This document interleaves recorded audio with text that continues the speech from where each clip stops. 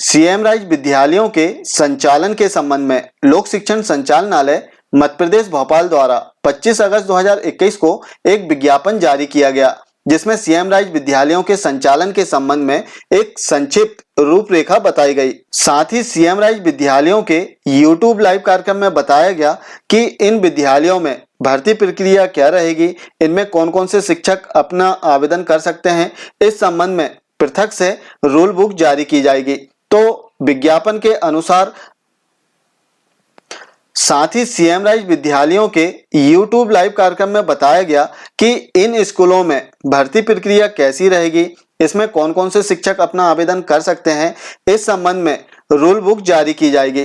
तो इसकी rule book जारी हो चुकी है, जिसके विस्तृत निर्देश दिए गए हैं। आइए देखते हैं रूल बुक के कुछ बहुत ही महत्वपूर्ण बिंदुओं को।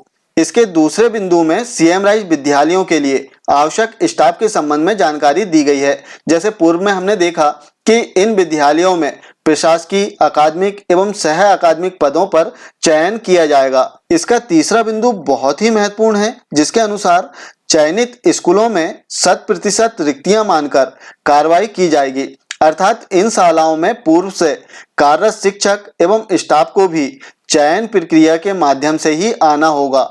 चौथा बिंदु आयु सीमा के संबंध में है, जिसमें बताया गया कि दिनांक 1 सितंबर 2021 की स्थिति में अभ्यर्थी की उम्र 57 वर्ष से अधिक नहीं होना चाहिए। इसका पांचवा बिंदु कार्यकाल से संबंधित है, जिसमें बताया गया कि चयनित अमले का कार्यकाल न्यूनतम 5 वर्ष रहेगा।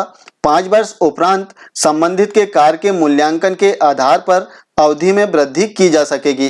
अपरिहार्य परिस्थितियों में कार्य में अक्षमता की स्थिति में ही न्यूनतम अवधि के पूर्व भी स्थानांतरण किया जा सकेगा।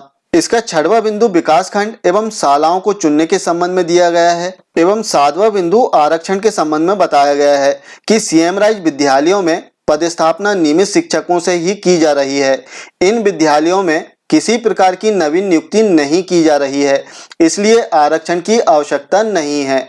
और आठवां बिंदु ऑनलाइन आवेदन विमर्श पोर्टल पर दिनांक 10 सितंबर 2021 तक किए जा सकेंगे। इस संबंध में समय अवधि दी गई है। पत्र में आगे बताया गया है कि इन पदों के लिए कौन कौन से शिक्षक अपना आवेदन कर सकते हैं।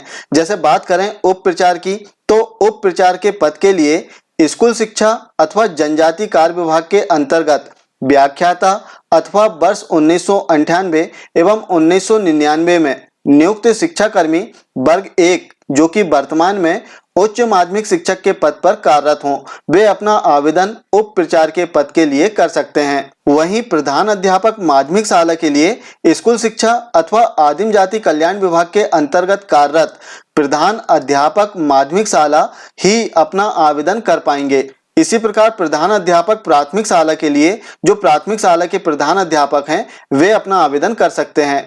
अब इसमें जो 9वां बिंदु दिया गया है बहुत ही महत्वपूर्ण बिंदु है। इसके अनुसार स्कूल शिक्षा अथवा जनजाति कार्य विभाग के विद्यालयों में कार्यरत नियमित शिक्षकों से आवेदन आमंत्रित किए जाएंगे।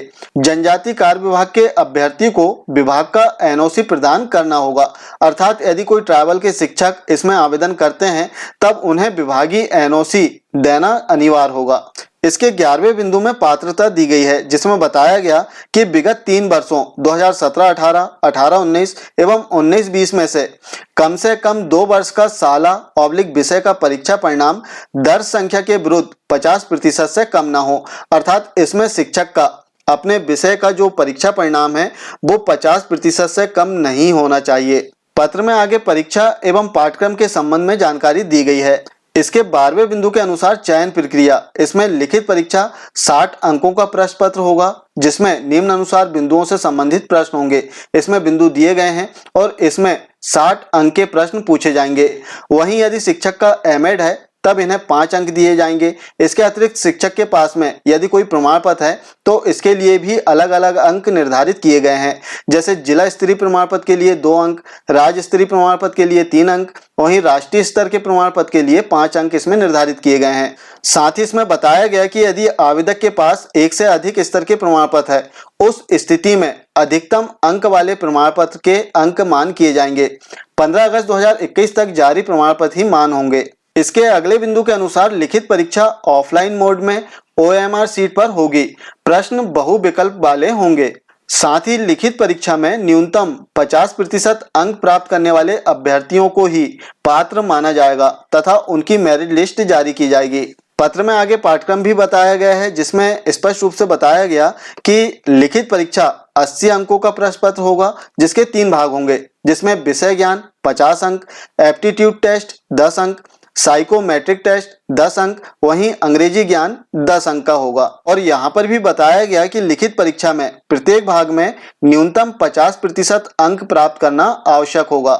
इसके अगले बिंदु के अनुसार लिखित परीक्षा प्रश्न पत्र स्तरवार एवं विषयवार होंगे, जिसका विवरण इसमें दिया गया है। जैसे हम बात करें प्राथमिक स्तर की, तो प्राथमिक कक्षाओं के लिए पाठ्यक्रम के आधार पर 2 स्ट्रीम के अनुसार अर्थात कला एवं विज्ञान संकाय। वहीं माध्यमिक शाला की बात करें तो कक्षा 6 से 10 के पाठ्यक्रम के आधार पर इसमें प्रश्न पूछे जाएंगे। साथ ही इसमें बताया गया कि एजुकेशन या ट्रैवल में कार्यरत उस श्रेणी शिक्षक अथवा माध्यमिक शिक्षक इसमें आवेदन कर सकते हैं। इसके अतिरिक्त आवेदित शिक्षक की 6 विषयों में से जिस विषय में नियुक्ति हुई हो उसी विषय का प्रश्न पत्र देना होगा। यहाँ पर 6 विषय दिए गए हैं, तो जिस विषय में शिक्षक की नियुक्ति हुई है उसी विषय में शिक्षक को अपना प्रश्न पत्र हल करना होगा। और तीसरे स्तर के अनुसार कक्षा 11 से 12 के पाठ्यक्रम के अनुसार इसमें प्रश्न पूछे जाएंगे और इसमें जो आवेदन कर सकते हैं वो व्याख्याता या उच्च माध्यमिक शिक्षक आवेदन कर सकते हैं। साथ ही आवेदित शिक्षक की 13 विषयों में से जिस विषय में नियुक्ति हुई हो उसी विषय का प्रश्न पत्र देना होगा। यहाँ पर 13 विषय दिए गए हैं, तो जिस विषय में भी नियुक्ति हुई हो शिक्षक की उस विषय में शिक्षक को अपना प्रश्न पत्र हल करना होगा। पत्र में आगे सह अकादमिक पदों के लिए चयन प्रक्रिया बताई गई है, जिसमें पदनाम दिए गए हैं। तो इन पदनामों के लिए क्या शैक्षणिक योग्यता आवश्यक है, इसका विवरण इसमें दिया गया है। चयन प्रक्रिया में जो महत्वपूर्ण बिंदु दिया गया है कि सह अकादमिक पदों के लिए केवल इंटरव्यू के आधार पर चयन किया जाएगा। वहीं आवेदक द्वारा प्रस्तुत पोर्टफोलियो के आधार पर 10 अंक निर्धारित हैं और इंटरव्यू के 40 अंक होंगे। इंटरव्यू के लिए अलग से सूचना दी जाएगी और चयन उपरांत सालावार चॉइस फिलिंग कराई जाएगी। तो इस प्रकार सीएम राइज स्कूलों में चयन प्रक्रिया के लिए रूल बुक जारी कर दी गई है, जिसे आप वीडियो के डिस्क्रिप्शन बॉक्स में दी गई लिंक पर क्लिक करके डाउनलोड कर सकते हैं। साथ ही इस रूल बुक को आप पोर्टल से भी डाउनलोड कर पाएंगे। ये थी सीएम राइज स्कूलों के संबंध में एक बहुत ही महत्वपूर्ण जानकारी। आशा है जानकारी आपको अच्छी लगी होगी। यदि वीडियो पसंद आए तब इसे लाइक, कमेंट और शेयर जरूर करें। साथ ही चैनल को सब्सक्राइब करना ना भूलें। Thank you.